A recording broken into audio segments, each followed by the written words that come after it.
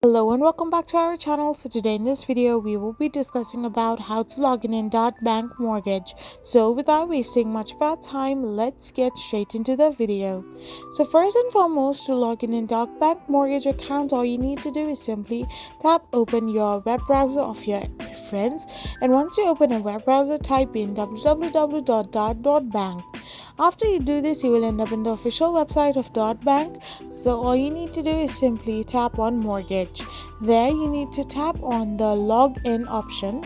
So after you tap on login, you will end up in this interface where all you need to do is simply type in your Dot Express Net ID and then your Dot Express Net password.